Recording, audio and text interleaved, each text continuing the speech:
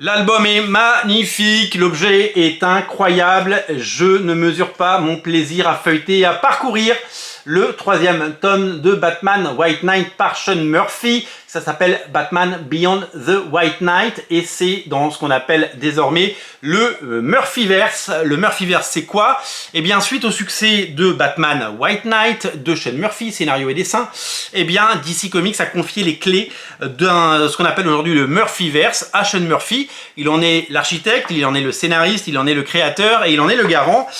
Tout comme Frank Miller s'amuse dans un univers qui n'est pas l'univers de la continuité normale de Batman, eh bien, Sean Murphy a droit aussi à ses séries et il donne des suites. Il y a eu Batman Curse of the White Knight, il y a eu un album consacré à Harley Quinn, Batman White Knight Harley Quinn, qui n'était pas dessiné par Sean Murphy mais par Matteo Scalera, qui mettait en vedette le personnage d'Harley Quinn dans cet univers.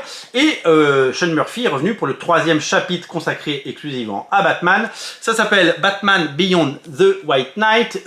Si vous lisez Batman juste Beyond, ça vous rappelle évidemment ce personnage de la série Batman Beyond, Batman la relève en français, avec le personnage de Terry McGinnis qui va prendre la relève de Batman dans cet album qui se passe 10 ans après le précédent et qui nous raconte la suite des aventures de Batman dans un univers un peu futuristique, donc puisqu'il y a un saut dans le temps qui s'opère et que évidemment la ville change et que eh bien tout évolue, et donc on va avoir un Bruce Wayne vieillissant et une jeune pousse, une jeune relève à la sauce Sean Murphy. Vous connaissiez Terry McGinnis, le Batman de Batman la relève, dans les pages, dans la série et puis dans les divers comics qui ont existé.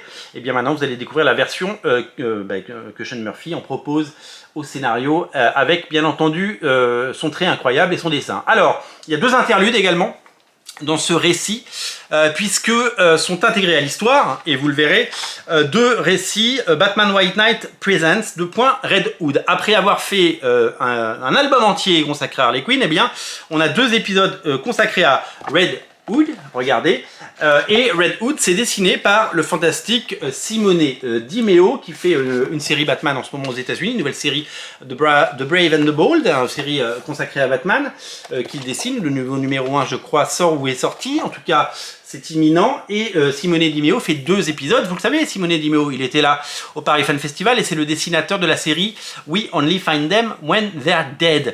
Donc tout simplement c'est fabuleux et tout simplement c'est génial d'avoir autant d'auteurs. Il y a 8 épisodes de la série Batman Beyond the White Knight, il y a 2 épisodes de Red Hood, donc ça fait 10 épisodes dans un magnifique album de 264 pages, publié par Urban Comics dans le Black Label, un album absolument incontournable qu'il ne faut rater sous aucun prétexte. Je vous invite à le découvrir. On en reparle très bientôt. Salut!